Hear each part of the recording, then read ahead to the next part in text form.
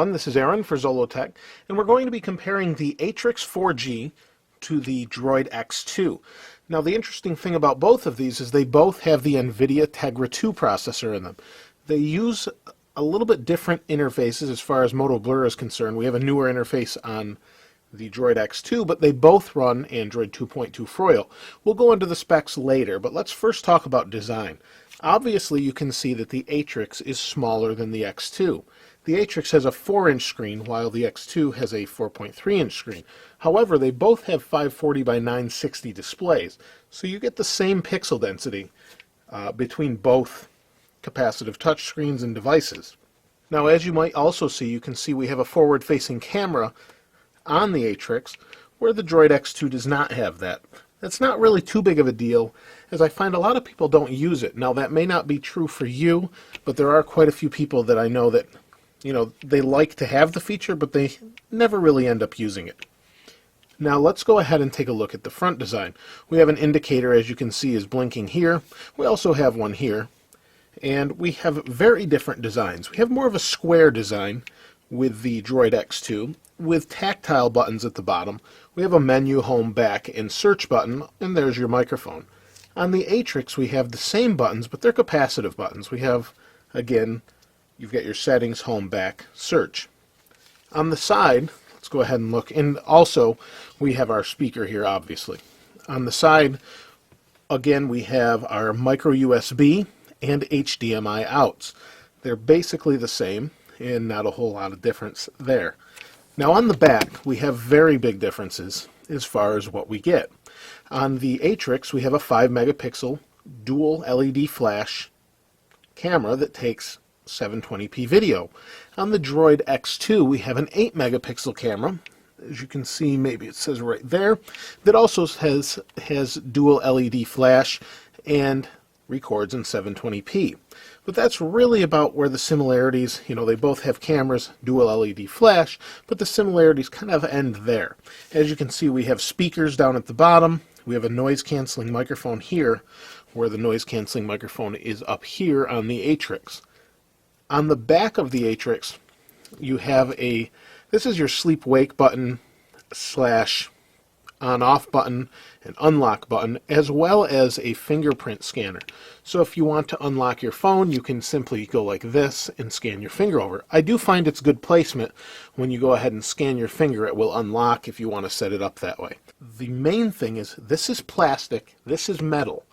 There is a very different feel and build quality between the two phones.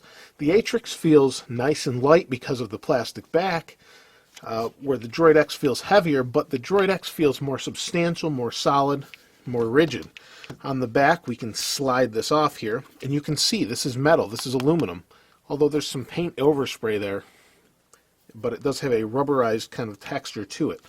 And as you can see, we have our battery. Let's go ahead and pop the back of the Atrix off, and you'll see what I mean. There we go. You can see we have a SIM card. This is actually a SIM card adapter from my iPhone, the micro SIM to the full-size SIM. And this is a plastic back. Now that's good in a way that you can replace it easily, but it does easily scratch compared to metal. Now underneath the back, as you can see, obviously we have a SIM card here. We have our micro SD card slot. There is not one in here, but we've got 16 gigs of onboard RAM, while this one has an 8 gigabyte SD card, or a micro SD card. The batteries are different also. The battery in the Atrix is much larger than the battery, not physically necessarily, but much larger capacity-wise. You can see this says BH6X, this says BH5X. Let me go ahead and pull these out here for you. And the milliamp hour is where we get the difference. The one in the Atrix is an 1880 milliamp hour battery. Now that's good because you have a lot of different functionality that we'll talk about later with the Atrix. On the Droid X2, if we pop this out here, it's a thinner battery and it's a 1500 milliamp hour battery. And that makes for a difference as far as battery length. Obviously, you've got more capacity in the Atrix. But the Atrix does some more things through the HDMI and that sort of thing, as you may already know. Let's go ahead and pop these back on here. Now the X2 and the Atrix also have volume rocker buttons on the side, metal on the Droid X2, plastic on the Droid or not Droid, the Atrix 4G. Again, with that 4G name, we have 4G inside the Atrix, where the X2 does not. Now that we've talked about the design and what each phone kind of feels like, let's talk about the specs. As I mentioned before, both phones have an NVIDIA Tegra 2 processor with dual 1 GHz cores in them. We also have the cameras, like I mentioned before, 5 megapixel with dual LED flash, 720p video. We also have a VGA or 0.3 megapixel forward-facing camera on the Atrix. On the Droid X, we have an 8 megapixel dual LED flash, 720p video recording, and no forward-facing camera. Both of these phones have a decent amount of RAM, but the Droid X2 has 512 megs of RAM, while the Atrix has 1 gigabyte of RAM. They also both have internal storage, or this one comes with a micro SD card of 8 gigabytes, while the Atrix has 16 gigabytes of storage. Let's go ahead and turn them on. Again, here's the button here. Here's the button on the top of the Droid X. They're both turning on. Now this isn't really a comparison as far as speed goes, but you can see they're both booting. They both say dual core technology with the Motorola symbol. The Droid X, while it does have the larger screen and feels more solid, I tend to like the 4-inch screen myself, but that's really preference, or the preference of the user. They both feel equally good. They're both very responsive. They're pretty much the same screen as far as that goes. Wait for these to boot. Now the Atrix has 4G, and that's Motorola's, or AT&T's rather, 4G. And that's a little bit different than, well, some people will argue that it's not true 4G, or HSUPA, which is capable of 14.4 megabits per second for download. Now, as you can see maybe here, let me zoom in a little bit so maybe you can see that. At the top you'll get an H+, which means 4G. We have AT&T 4G in my area. I don't have Verizon 4G, but this isn't a 4G phone, so that's not really a big deal here. Now both displays look nice. As you can see here, they're the same resolution, but you have a slightly larger screen on the Droid X2, as I mentioned before, and you have different wallpapers. These are the default wallpapers. Let's go ahead and unlock the screens. Now I've fully customized the Atrix since I have my own SIM card in it and I can use it, but the docks and things look a little bit different on the X2 because it has a more recent version of the Moto Blur interface that Motorola provides. They both run Froyo, and I can show you that here. We'll go into the settings. They both feel very responsive. They're about the same, but again we have an extra or double the RAM on the Atrix. Let's go ahead and go to About the Phone. You can see they're both very fast. Android 2.2.2 on both devices. And this one's a little washed out because it's got the white background there. Now, like I said, both are very fast, very responsive, no problem there. You do have a customizable dock on the bottom of the Droid X2 that you can change these icons around, and that probably will be coming to the Atrix along with Gingerbread for both devices. The Droid X already has Gingerbread out, while the X2 doesn't at the time of this recording. Now, like I said, both of these phones are about equal as far as speed goes. Battery life, surprisingly, is about a day for both of them. And I don't know if that's the architecture of the Atrix and its ability to do docking and things like that. But let's first talk about the interfaces. They're both about the same, like I said. You can see this one. There we go. It seems to pick up speed as it stays active for a minute, and let's go ahead and hit home. Moto Blur is pretty nice.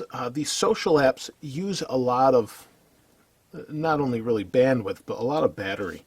And I like to have all that information up front. Here's my Twitter username, ANZolo. If you haven't followed me on Twitter, go ahead and do that if you wouldn't mind. Now let's go ahead and talk about the capabilities, because both are basically the same interface. Let's go into the apps. You can see they both scroll well. There's not really any hiccups. This just is going to look a little bit different since it has the nicer or newer Moto Blur interface on it. And that'll be updated, I hope, on the Atrix soon. Now, I do like the tactile buttons on the bottom. You may or may not, it may not matter to you.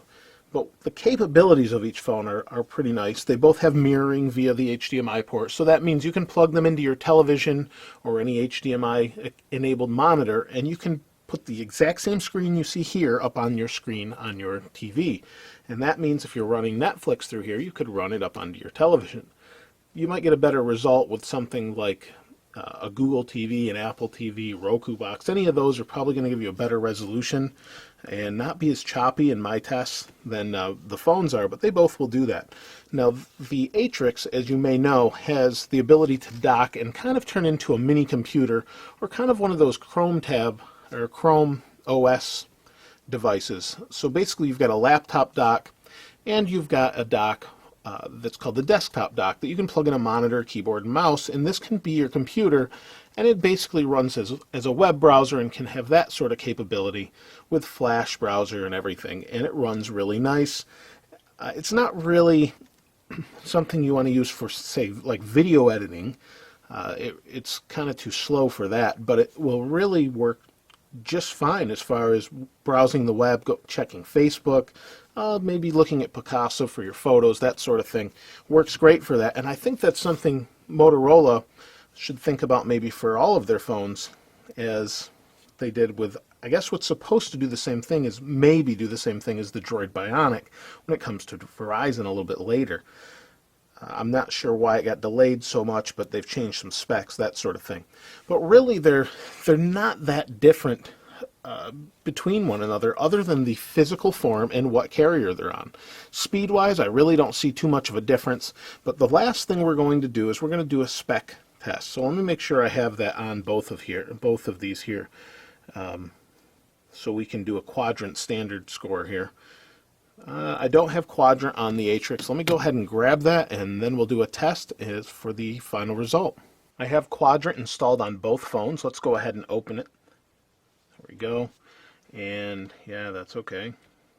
And let's go ahead and run a full benchmark and see what we get. Now, with more RAM, I would expect the Atrix to do a little bit better, but that's not always the case. Processors vary a little bit, and the 3D graphics, while it's supposed to be the same, could vary a little bit. I would expect, though, the Atrix to do a little bit better. That was running at 14 frames per second, while this is running at 29. Again, 14, 15 frames per second. 29 on here, identical. I really wouldn't expect to see too much of a difference that way. And like I mentioned before, battery life on these, they'll get you through a day. But they really don't seem to be too big of a difference between the two. It really depends on Moto Blur and how many apps you're running. Again, we're getting 40 frames here. They're about the same. Sure, we'll proceed. And we'll wait for this to finish. Yes, we'll proceed. Okay, let's bring these up close and see what we've got. Wait for the camera to refocus here. Okay. So on the Atrix, the score is 2686. On the Droid X2, the score is 2517. So very close, but like I said, I would expect the Atrix to be a little bit faster due to the RAM bump. And that's pretty much it. But that's not bad at all. That's very good compared to these other devices. The Droid X, Nexus 1, HTC Evo, and all the way down to the Moto Droid, the original Droid. So pretty good results. And that kind of concludes the test between the two. But if there's anything specifically you wanted to know about the phones that I haven't covered in other comparisons or anything else, please feel free to ask. Comment below, and I'll try and answer that the best I can.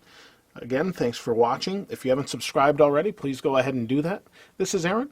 I'll see you next time.